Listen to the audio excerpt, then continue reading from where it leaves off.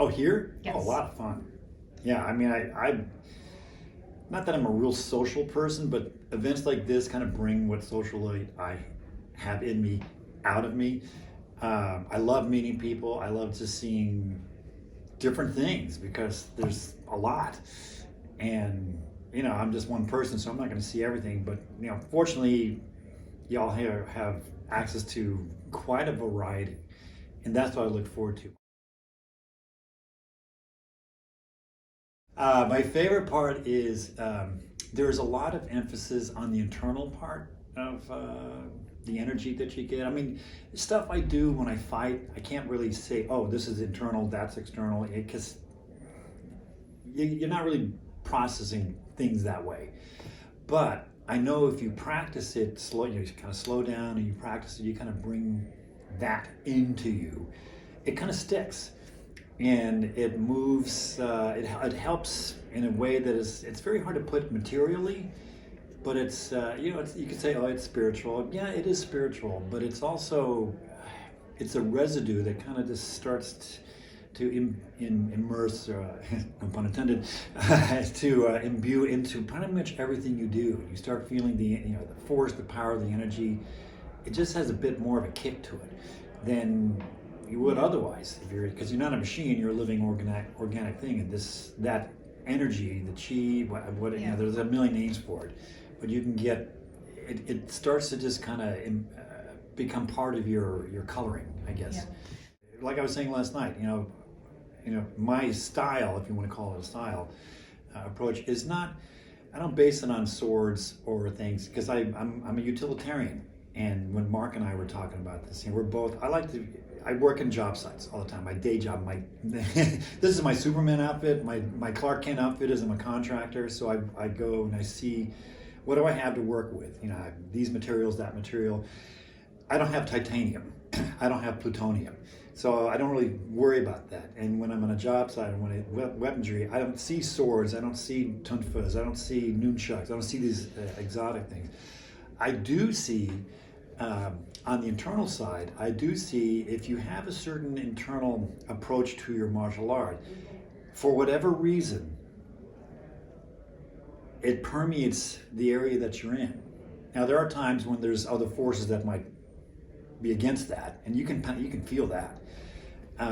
But I do feel that it's. Yeah, I'm going to shy away from the esoteric thing, but I will say there's unseen forces that most people kind of miss. But if you hang out with this group, you'll pick it up. You'll feel it. It's the best way to explain it. You're not going to be, scientifically it's here, here, and here, because it doesn't work like that. It's way more subtle. And at the same time, if you let yourself kind of be open to it and that doesn't exist, it does exist. And you just have to be ready for it. And if you don't accept it, okay, well, too bad. But if you do accept it and you not just believe it blindly, but to start to experience it, you're like, oh wow, there's a lot of colors, more than that tapestry or this rug. There's just more to it than we're led to believe.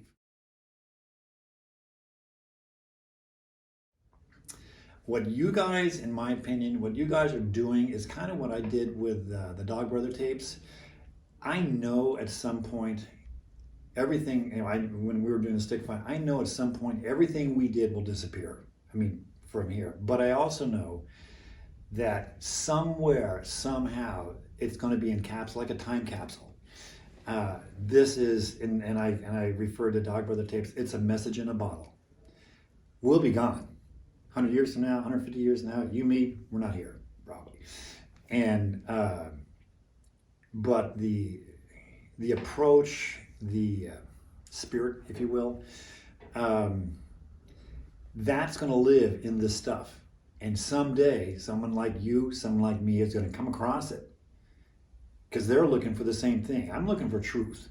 I'm looking for reality. I'm not looking for fantasy and unicorn and stuff like that. I'm looking for what works, why does it work, and what makes it work better that is beyond physics. There is physics, but it's beyond that.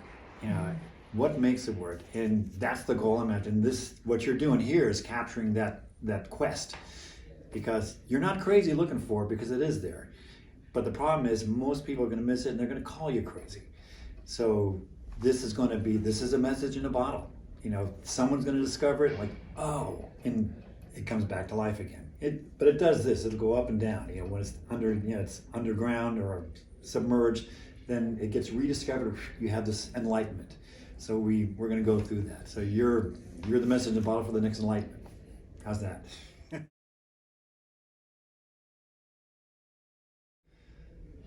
Well, let's see. I like the food. My wife said, it's going to be vegetarian. I'm like, great.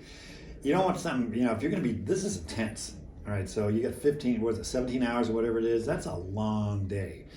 And if you had heavy meat or heavy food, something like that, everyone would be snoring on the ground. But come the evening time, I'd be like that. So no complaints about the food.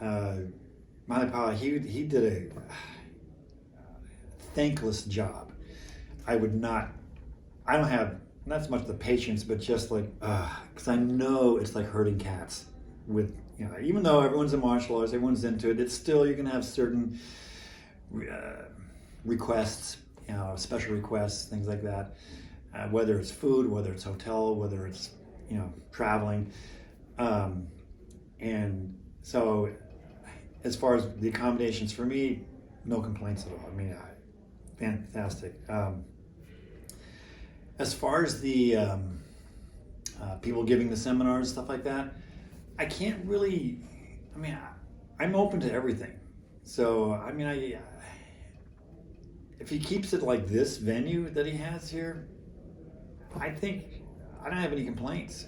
In that regard. I don't have any criticisms. Could I add anything to it?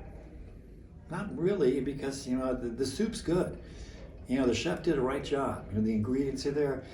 Maybe the next batch might be a little different because he had a little more time, a little more whatever. But I would just keep with the same mindset that he's approaching. There's a certain purity of thought or purity of quest. I'm looking for this. I want to archive and capture this because you never know. You just don't know what's going to happen. No one knows, right? What's going to happen a year from now. Who would have thought in 2019 we would have shut down as a country for 2 years? No one. If I'd said, hey, what's going to happen, you would have said, you're nuts. Never. And guess what? Reality is stranger than fiction. And right, exactly. Anyway, there you go. I hope that helped, right?